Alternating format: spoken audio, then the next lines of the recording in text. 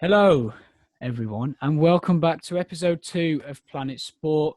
We're back. We've got lots of big sports news to discuss. Of course, as normal, we are joined by Sam Ketch, who, if I get this right, is to my left, Howdy. and then Matthew Robinson, who is below me. Hello. No pun intended. Before we start, obviously, this episode again is supported by Sisters Stopping Suicide, as with last week, who, of course, do an amazing job supporting people with and young people as well with mental health.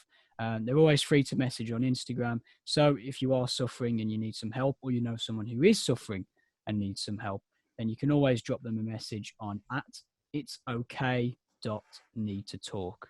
Very simple name to remember there. So @itsok.need-to-talk for anyone out there who wants a bit of help. Now, of course, on the last episode, we started off with a possible return, or pretty much then the confirmed return of the Bundesliga. And we're going to start this episode with the actual return of the Bundesliga. And I have to say, in all things considered, a pretty successful relaunch, would we say? Yeah, I mean, they managed to keep everyone safe. I haven't seen any news of new positive tests or anything like that. So if it's working, then my skepticism seems misplaced, but they've done a good job. It's been quite nice watching some live sport for the first time in a very long time. Yeah, definitely. I think it's gone quite well for them. I think it's gone certainly better than I expected. But I'm not sure in the UK if the viewing figures were that great, because obviously it was on BT Sport, I believe. And obviously no pubs and that are open, so it does make viewing it a bit more difficult if you haven't got the subscription at home. You know, you can't go to the pub or wherever you would normally watch it. So I don't think the viewing figures have been phenomenal, but certainly it's been a well sort of supported sort of restart of football. Yeah, I think it was very much a split from what I saw on social media. Was people saying, "Well, it's the Bundesliga, you know, who cares about the Bundesliga?" But also a lot of people that were excited. I mean, personally, I was very excited because it's football and it's still a league with plenty of quality teams. I think it's an entertaining league, and especially the title race being a lot closer this season. It's certainly sort of mixed things up a little bit. Of course, Bayern, though, 4 points clear still. They beat Frankfurt 5-2 yesterday. So a little bit disappointing that they haven't dropped any points yet. But, it's the Bundesliga. Bayern they're always going to dominate. But I think that one of the main sort of key talking points of this has been the actual way that they've gone about bringing teams back. One thing we weren't quite sure was, how are teams going to actually be in the stadium? How's things going to work out? And obviously the substitutes have been sitting in the stands 2 meters apart, all wearing masks. Do we think that's a bit counterproductive though? Because if you bring them on, then they're going to be in contact with other players anyway. I think it's about minimising. I think that when they do that, it's more a case of Bundesliga has 9, 12 subs, and they can use 5 now. So there's still however many who aren't being used, who are being protected when you do that. And obviously, there is still massive risks, but there was always going to be. They just found the most protective way of bringing it back, I suppose. Yeah, it is. It's a bit of a confusing one. I mean, Matt, do you think that this wearing masks thing is going to make too much of a difference, or is it more so a precautionary measure? Yeah, I think it is a precautionary measure, but it's one of those where it's like if they wear it 30% of the time, let's say, for instance, or 25%, that's still 25% of sort of extra time that they're doing it, of extra protection. It's not gonna have a negative impact, is it? So it's like they may as well, if they're not on the pitch and moving about and increased heart rate and breathing out more. When they're off the pitch, it's not really going to have that much of an impact on them. I think that the two key differences so far have been, of course, we'll come on to fans in a sec, but I think celebrations as well, of course. they're now sort of having to, I've just smacked my mic, sort of just having to, smack elbows. I've seen a few players hug each other though recently, which I was very annoyed with because it goes against the rules. But I mean, I guess sometimes you can't really help it, can you? I mean, I think didn't Dortmund do their sort of like applause to one of the stands as well? Yeah, when there was no fans in either, so I thought that was quite funny. Yeah, it's normally they would have what's called the yellow wall, which is a single tier stand with all the hardcore fans, but there was obviously no one there. And that is obviously the main point, is that there are no fans in the stadiums. Interestingly, of course, I don't know if anyone out there watched the Mönchengladbach-Leverkusen game. There were 13,000 cardboard fans in the stadium to witness Gladbach getting absolutely smashed to pieces. So they might have had smiles on their faces, but I'm sure deep down there, the people who bought those must have been absolutely fuming. But it definitely has been very different not having that atmosphere there. It does feel like a training match in that sense. And I think a lot of people have probably not enjoyed it as much for that sense. But in terms of the teams, what impact do you think this has on the teams themselves in terms of not actually having support behind them? I worry for the lesser teams. I think you look at the sort of the way teams play when they have the fans going behind them. I compare maybe the Union game versus Bayern Munich last week to Norwich Man City earlier in the season. If you put that Norwich Man City game where Norwich beat Man City 3-2 behind closed doors, suddenly it's a completely different game, and there's less, the atmosphere doesn't get on the opposition back, and you can have more time on the ball without sort of having that noise and distractions coming at you. And you can hear people, you can think clearer because your mind is just completely empty of noise. And I think it really does benefit the better players, which therefore benefits the better teams. I think it's an interesting one. Obviously, speaking in terms of atmosphere and also sort of the encouragement that you get when there's a lot of people watching and shouting, and that energy that you get. I mean, I'm sure all of us have played football in various standards, but when there is people on the sideline watching rather than at training, it does feel like there's a bit more pressure. You play a bit better. Yeah. But obviously financially as well, it certainly, as you said, those lower clubs, it could hit them. Without that extra funding, I mean, I don't personally know what's happening. Is there any extra funding that's being provided by the leagues to combat that sort of loss of income?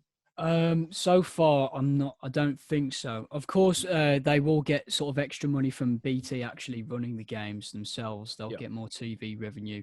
But I mean, in terms of how the money's distributed, I think it does work differently.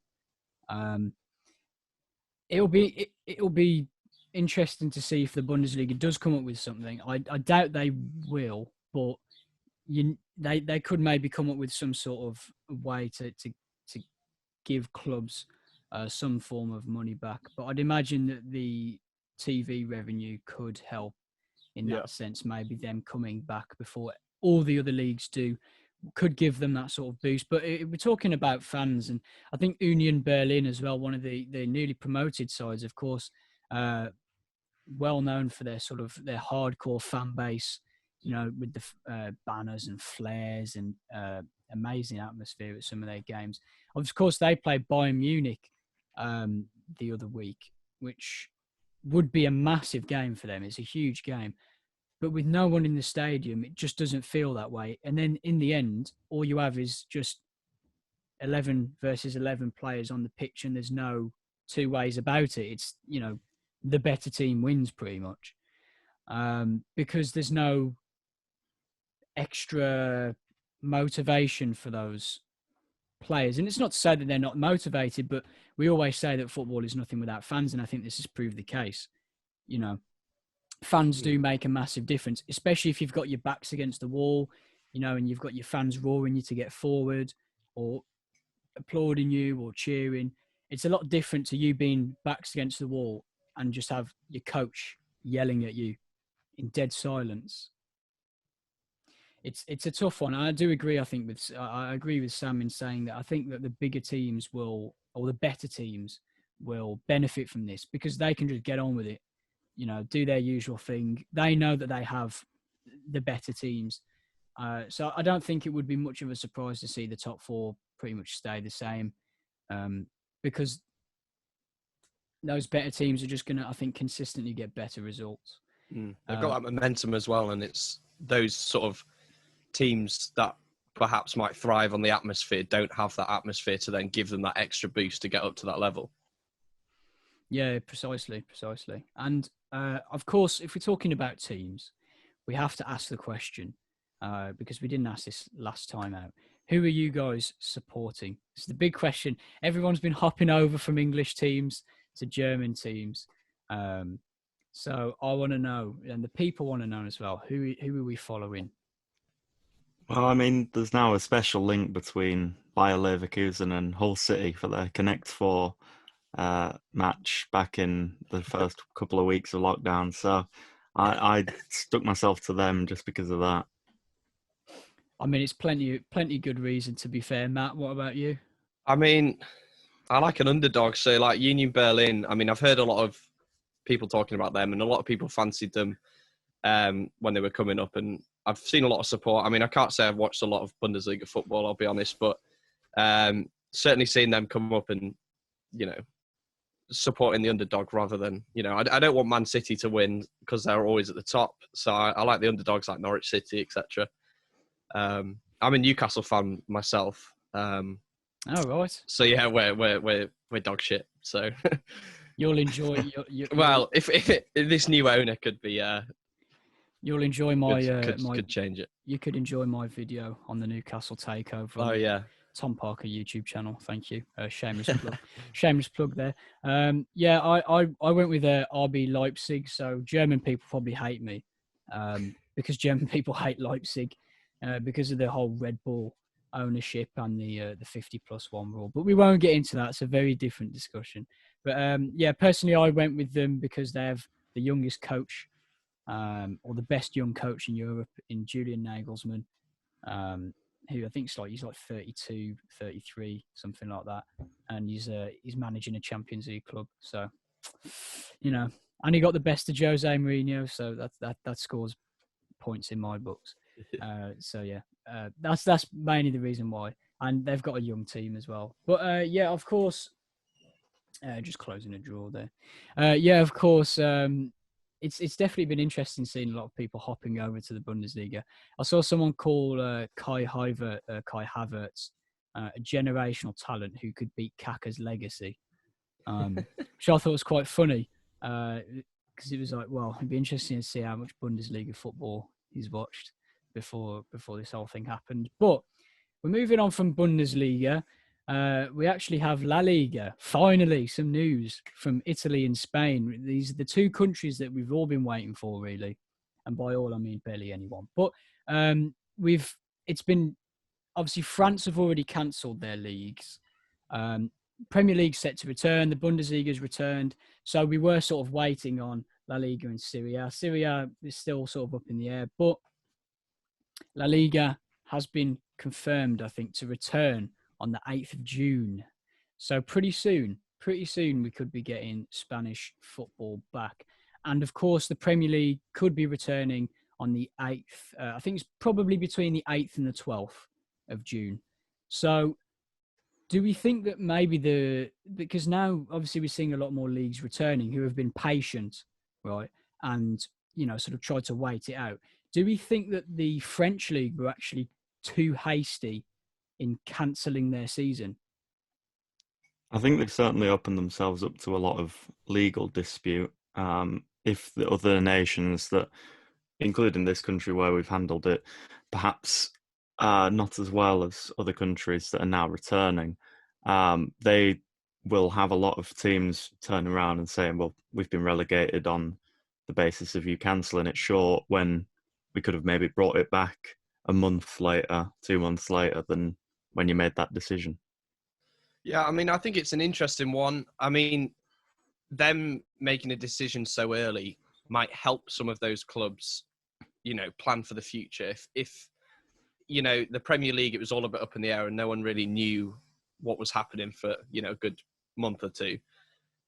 But them sort of cancelling early, it does allow people to prepare for the future, and they know that they don't have to come back. So, I mean, it could help in that aspect, but I mean, again, it is an interesting one now that everyone else is returning and they're the only ones that sort of aren't.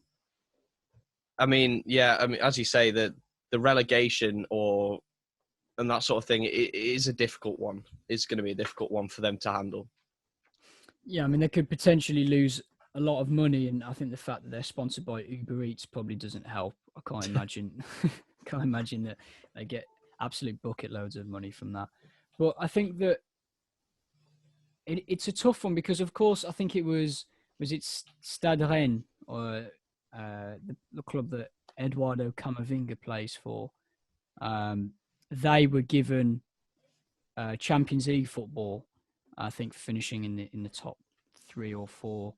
And of course, clubs around that sort of position will be vying for the fact that this season could have ended too soon, because the death rates have sort of gone down in France now. They're easing lockdown. For me, it feels a little bit like they could have just waited it out and played the season out. And of course, if we're talking about Champions League, we have to talk about this season's potential return for the Champions League in July or August. Do the French League deserve Champions League places because they didn't finish their season? And how do you think that this could affect French teams in the Champions League, like PSG, for example, when they have to come back having not played any football and the rest of the leagues have? Yeah, I mean, I think they do deserve the places. You know, each country or each league has the right to put forward their teams, and I think it's only going to harm them. Like, they haven't had that sort of game experience for a while, so I feel as if they're the ones who are going to be at the disadvantage, not anybody else.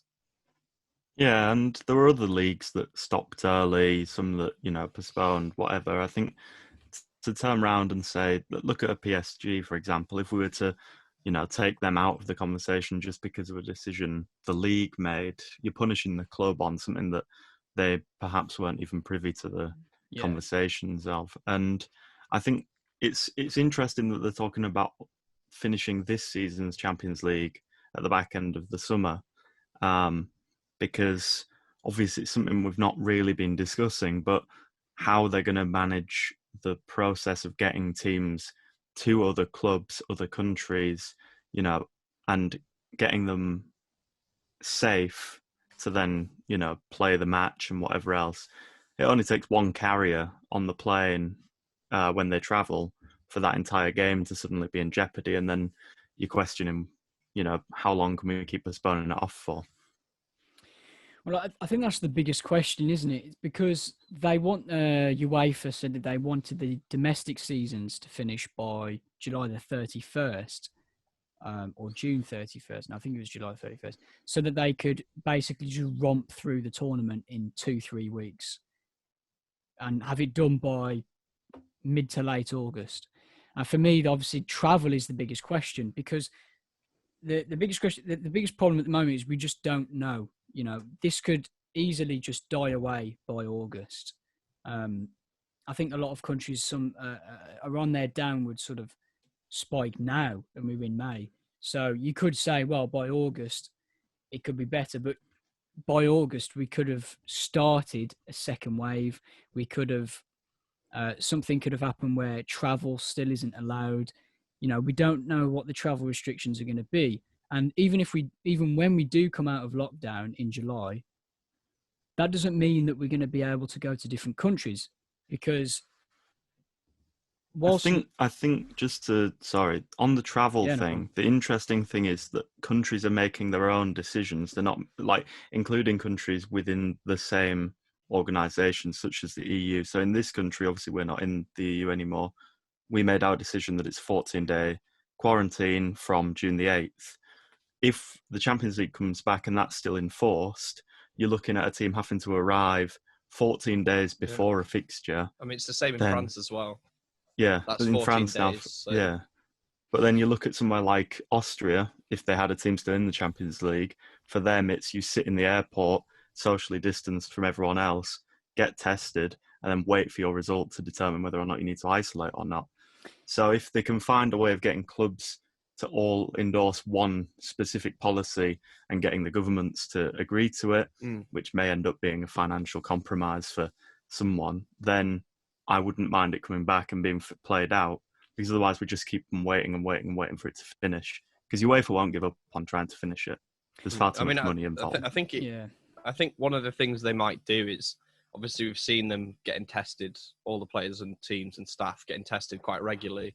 It might be the fact that they get tested before travel start, and then anyone who has the virus is not able to travel or go with the team. And those, I feel as if that might be the best way to tackle it, is lots of testing, and then there won't be a need to self-isolate, if that makes sense, if they know that they don't have it.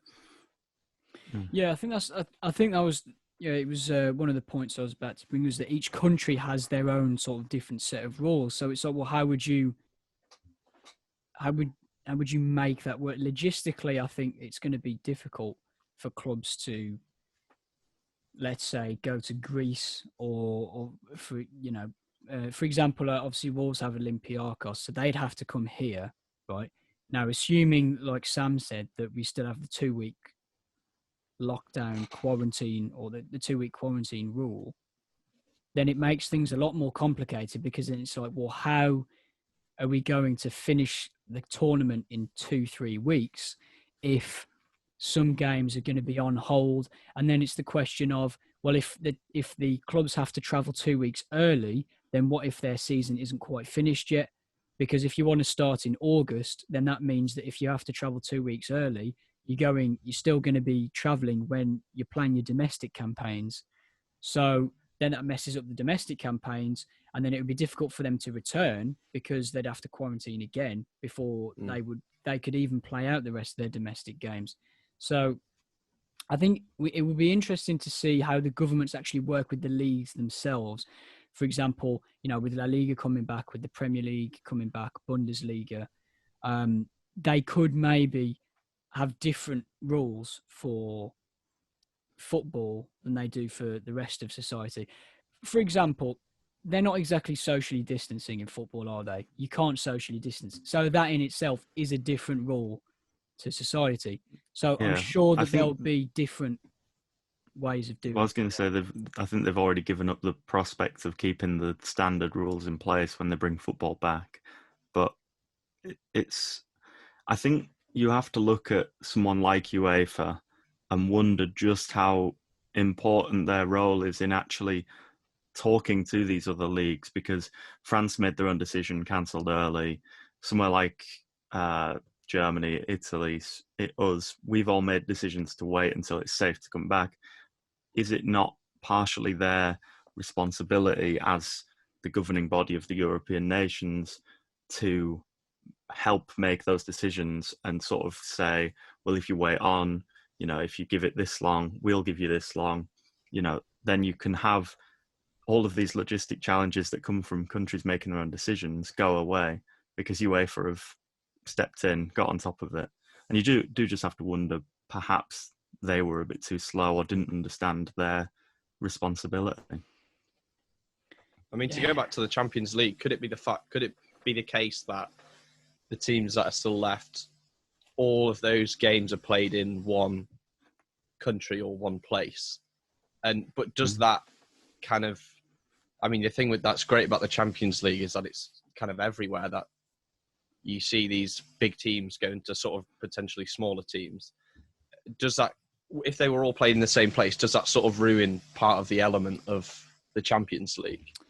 It would have to be behind closed doors anyway, wouldn't it? Yeah, so true. I don't think it would make... If fans were allowed back in, then you could maybe make a case for having it in different countries. But if it's behind closed doors, I think I'd agree with you in saying that maybe picking one country, for example, Poland, who are holding the final, picking them and saying, right, we're going to send half of the teams to Poland, half of the teams to Ukraine, let's say, and have them play out in those two neighbouring countries, and then just play the final in Gdansk. Well, let's not forget they did that for the Euros. I mean, 2012 exactly. Euros was between those two countries. So there is precedent to do it, and UEFA have got the power to get that done.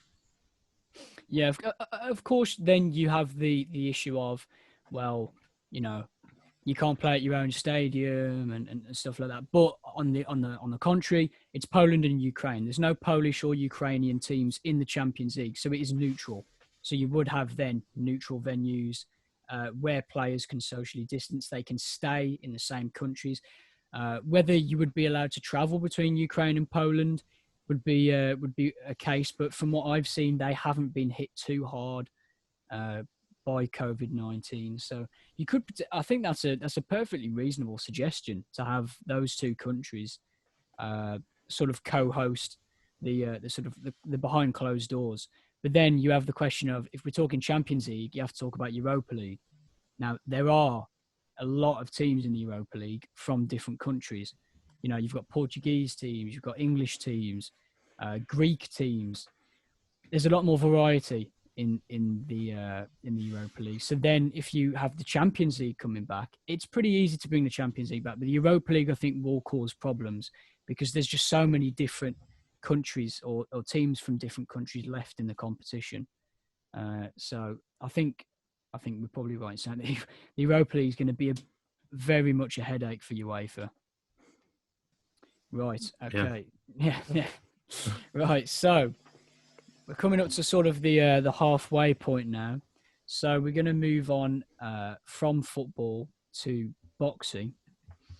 And some of the latest boxing news, of course, is that Eddie Hearn is planning behind closed doors or a behind the closed doors fight camp at the Matchroom offices in July.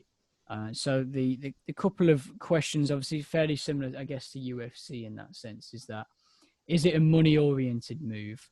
And can world title fights be held behind closed doors, or should they wait until, fans are allowed back in? But we'll go first. I mean, do we think this is a good idea, having behind closed doors?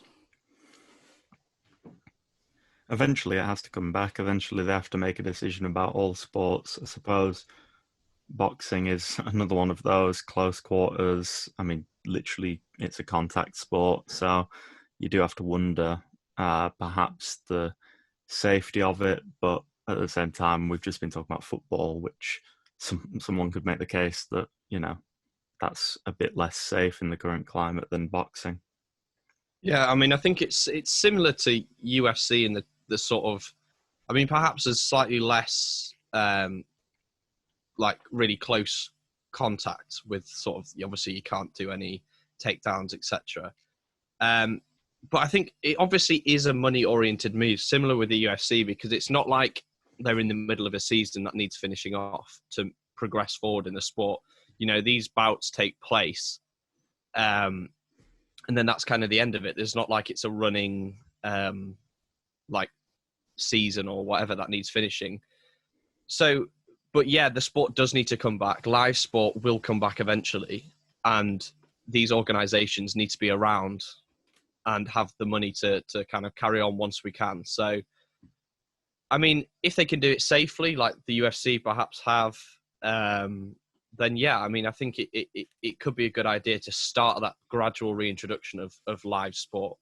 It's a very interesting idea because it actually takes place behind the mansion that holds the Matchroom offices. Of course, there's a big sort of backyard, and they're going to be dubbing this fight camp. It isn't literally like, a fight camp, but that's what they're sort of being branded. That's what it's being branded as by Eddie Hearn. There's big plans to set up a boxing ring with lights and a whole sort of mini arena kind of thing in the backyard, essentially, of their headquarters. I think that's quite an interesting proposition, having a whole boxing tournament in your back garden. I think that's the sort of level of money that we're talking here. But the thing is, they want it to return early July. Now, in terms of a date, I can't argue. You can't really argue with that in terms of a date, considering most professional sport is coming back in June, according to the government, or according to the roadmap set out by the government. So in terms of whether we will actually see some of the biggest fights happen in this way is obviously up to promoters. Now, the question is, promoters wise, you probably going to lose a decent amount of money because spectators, of course, pay-per-view buys, ticket sales, this is what these people sort of work for. This is what they sell fights for. For me, that kind of defeats half of the point of boxing, getting that crowd, building up the hype. I think it's not quite the same as football, where there's a weekly match. You build up these fights to get as many ticket sales and pay-per-views, surely. Yeah, I mean, certainly like the biggest, the Tyson Fury, the Anthony Joshua, those fights, the atmosphere, when it's been that build-up for a year, possibly more, I mean, and the ring walk and everything, the atmosphere is, even when you're watching on the TV, you can still like feel it. And I think it obviously, like a lot of other sports, is going to take away from it a little bit, but it needs to come back, and if this is the way that it can come back, then it might be worth it for them. Well, of course, Anthony Joshua starts to fight Pulev, which was supposed to be, it might not be staged before the end of September, so it's going to be at least a decent amount of time before that comes back. Obviously, he was due to He was due to fight Pulev in the Tottenham Hotspur Stadium in June, so maybe the Joshua Pulev fight could be part of this fight camp. There's a lot of question marks around it still because, of course, it is just sort of being discussed at this point. It's more of a I hope we can do this rather than it's set in stone. I think they would still get a decent amount of pay-per-views. I think the only question is potentially, because most sport would have come back by then, will a bit of that sort of hype die down? Because I think a lot of the reason why so many people wanted sport back in general is because of the lack of sport that we'd had through the pandemic. I think people were just sort of grasping for something to watch. And I think that, I think the Bundesliga will see that. I think that in a couple of weeks, no one will be that fussed because the novelty of it's sort of worn off. So do you think this could be potentially harmful for this boxing setup? Because we would have had a lot of sports back by then already, so people will sort of just be used to having sport back and it won't be as clamoured for in that sense. Yeah, I think the novelty is already wearing off a bit on the Bundesliga, and we're only into the second week that it's been back. I think the issue boxing has is that it's not reliant necessarily on the immediate comeback. I think that if it can find a way as a sport to delay its comeback until the pay-per-view and the ticket sales can start increasing, they'll find it more profitable than just rushing it back at its earliest convenience. As you say, it's part of the atmosphere, part of the whole aura around a boxing fight is having the people watching in the stadium, making the atmosphere as they walk through in their ring walks and such, and rushing it back and having it in the back garden of the matchroom offices. It does just feel a little bit like I can nip in here, I can be the first one to do it, I can make a quick buck. It doesn't strike too well with people who maybe would rather wait.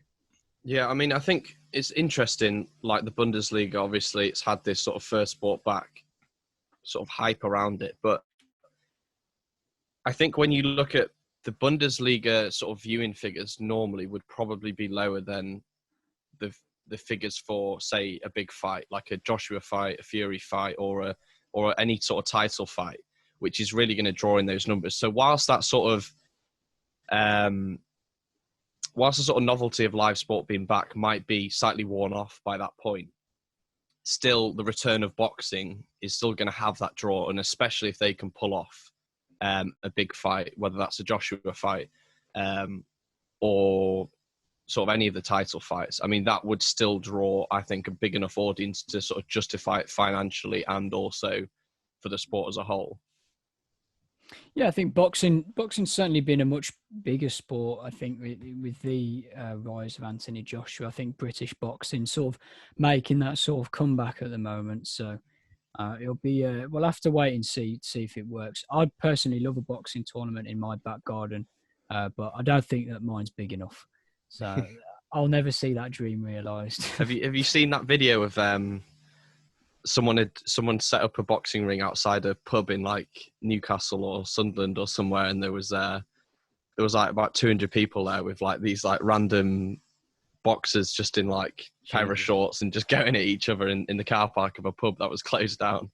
Social distancing, eh? Exactly. Right.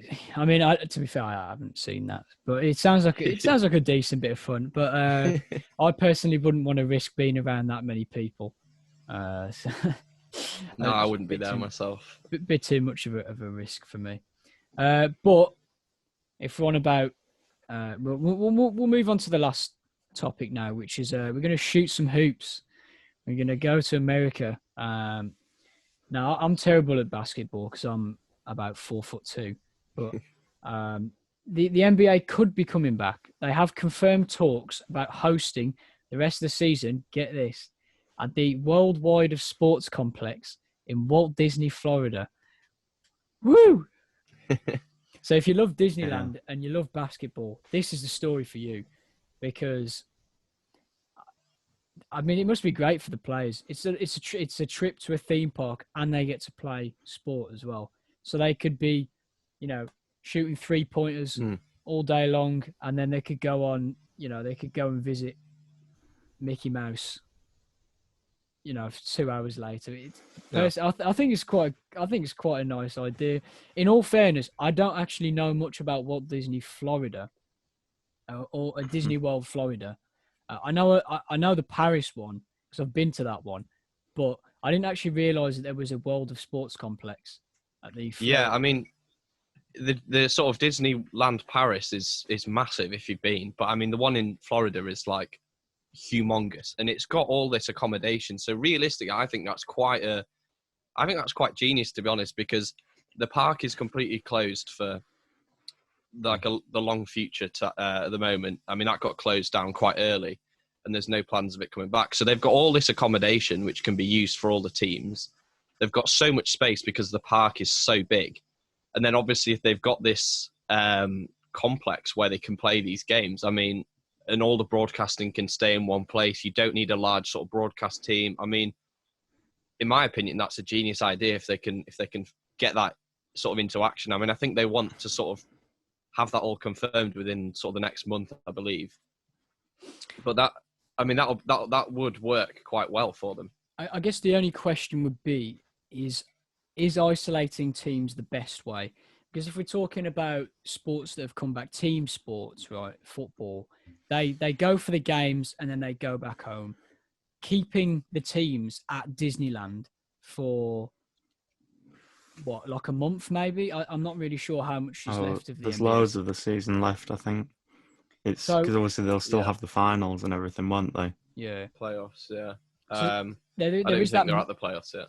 There is that moral question of, can you actually take these guys away from their families or friends for that amount of time and just isolate them, in albeit, not the worst of situations. There's worse places to be trapped at than Disneyland, but I think with America, the way it works, and obviously the way that their sports system is, which is, you get to collegiate level basketball and then you go and sign for one of the pro teams if you're good enough. Realistically, these players are used to being away from home, moving around. Like, the size of one state is probably the size of the UK. So these people move literal countries' lengths away from their house to go to college at a young age. I think that the morality of keeping them away from the public is probably the most sensible thing, because it's better than having them all fly all over the country, especially considering they're not slowing down over there. The cases are still piling up, and it's probably sensible. I'd seen something I hadn't actually seen until we talked about doing this again. I saw that the MLS are talking about doing a similar thing, going to Orlando, probably the same plan as the NBA. So if the American sports can find a way of housing all of their teams in one place, then I think it's incredibly sensible and perhaps something that other countries could have looked at doing. Yeah, I mean, I think, as you say, keeping away from the public. I mean, there's 1.64 million cases of coronavirus in America at the moment, and it's only on the up. 100,000 people have died. You know, it's the highest cases in the world, roughly 0.5% of their population. And the way that it's being handled at the moment, with all these protests about these anti-lockdown protests, I mean, that isn't going to help if they're around in the public. So I think it could just be sort of, I mean, you know, it could essentially just be like an extended training camp almost, where it's that sort of, they've got to dedicate the time for maybe a slightly longer period than they normally would have to. Yeah, to be honest, I agree with both of you in saying I think it's a really good idea. I think it's only something America would pull off, or American sports. I don't think that, you know, England doesn't really. I mean, we don't have a Disneyland for a starter. We could just send them all to Butlins. we'll keep them. We'll keep them at Thorpe Park. It's fine.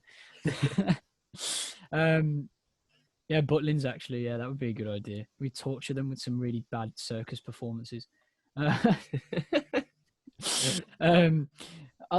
genuinely think it's a pretty cool idea. Obviously, the rides won't be working, so we're not going to be seeing any basketball players, you know, riding around on the Nemo rides and stuff like that, which I think would be quite interesting in itself. But I think that I think it's probably the best way to do it. And like you said, you know, they can easily get a broadcasting team there. And the park's so big that social distancing is pretty much a given.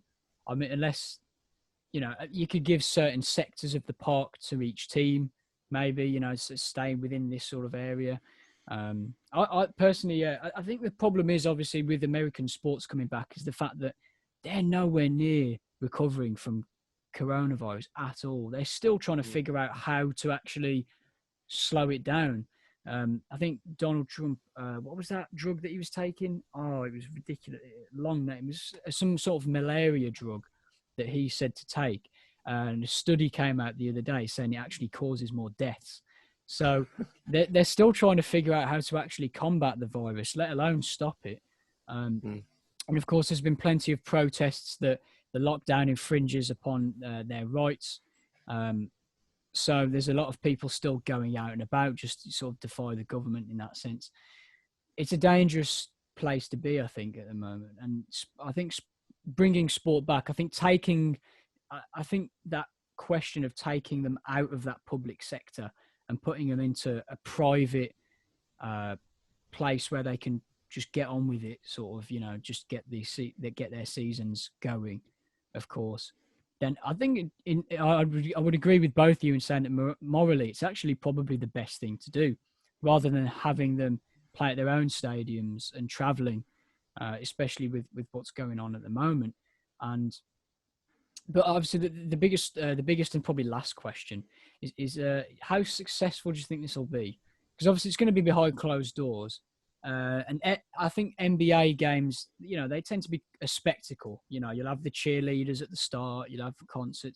Will it be, obviously it won't be the same, but do you think that people will just get on board with it the same way as everything else has?